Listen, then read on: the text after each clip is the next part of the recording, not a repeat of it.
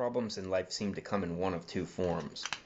The first case is a problem where everything that you need to know in order to solve the problem is right there in front of you. These types of problems can be solved easily if you know the correct algorithm. What I mean by this is that there's a series of steps that you can take in order to get to the solution. Even if the algorithm is really complicated, it will still always work once you know how to repeat it.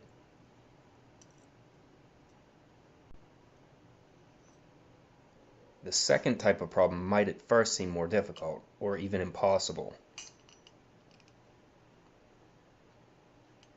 This type of problem requires additional information before you can determine the solution's algorithm. There's a trick to getting this ring off. I'll let you figure it out as I show you how I made this. I'm starting out by making two parts like this, which are just 68mm circles.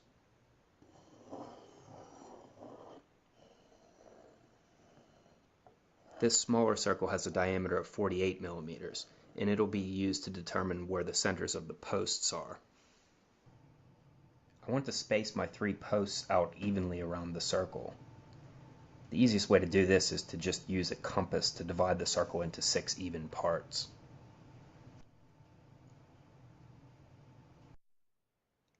My goal here is to be extremely precise, so I marked where the holes are going to be drilled for the posts with this needle tool, which is just a piece of sharpened coat hanger. Here you can see that the stock is quite a bit thicker than this disc.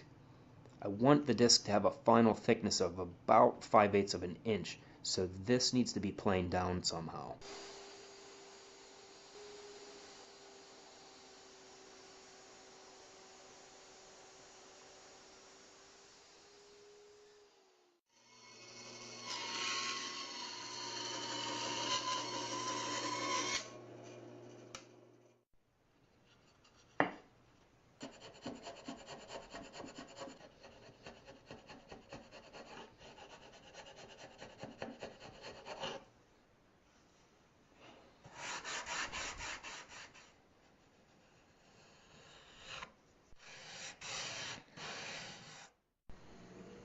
These 3 outside holes for the posts can be drilled as deep as possible, within reason, just so that that little point on the drill bit doesn't come through the other side.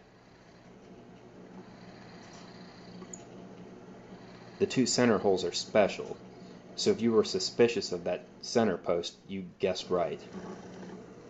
One of the 2 center holes has to be drilled as deep as possible. I'm after a hole that leaves a little more than a 1/16 remaining, and I want the hole to have a flat bottom. To do this, I sharpened a piece of the 1/4-inch rod that I'm using for the posts into kind of a drill bit. So first I drilled the bulk of the hole out with the Forstner bit. Then I used the specialty bit to kind of just scrape the bottom of the hole clean. The depth that we drill this second center hole is determined by this magnet. The magnet can be epoxied in now at any time, and we want it set in so that it's sunk in about 1/8 of an inch.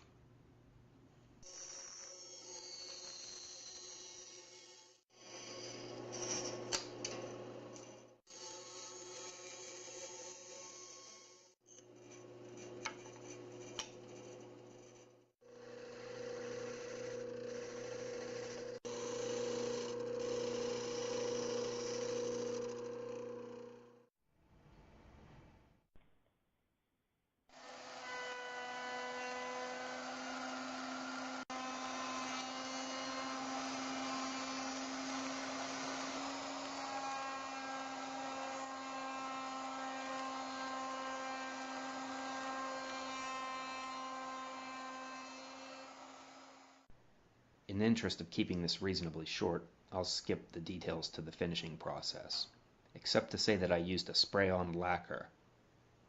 After you've applied enough layers of the spray lacquer, you can sand the finish down flat, and then keep sanding it with increasingly fine grades of sandpaper, until finally you buff the finish and it gives it this nice shine. The next step is to cut these 1/4-inch steel posts. Their height is pretty much predetermined because we want the puzzle to be about as wide as it is tall. This height seems to be a good size for the puzzle because the ring can almost stand up but not quite. And just in case you're actually interested in building one of these projects, here's everything that you'll need to find this part.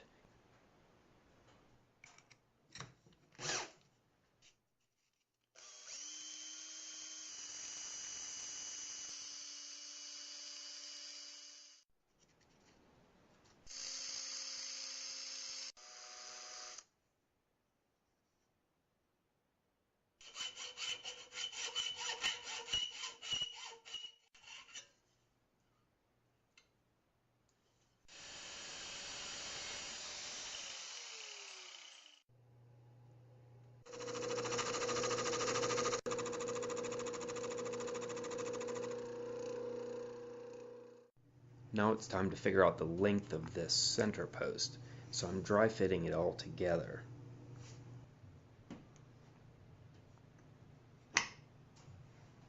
When the center post is seated all the way down away from the magnet like this, we want this gap right here to be about 5/16 of an inch.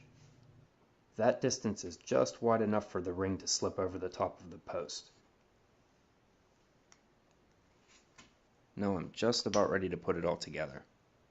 I expect there to be some squeeze out from the epoxy, so I'm applying some car wax in the hopes that it'll create kind of a barrier that'll help keep the epoxy from bonding to the finished wood.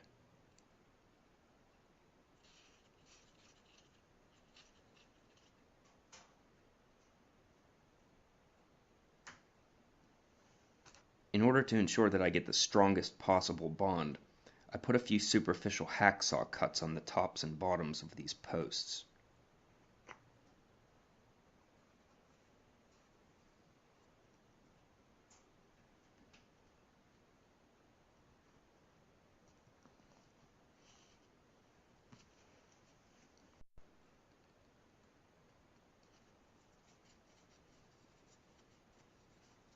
I'm only doing one half at a time just so that I don't have to rush, but at this point it's fairly easy to remove any squeeze out with a rag that has some car wax on it. Okay, so let's see this trick actually work. It takes just a little bit of a tug.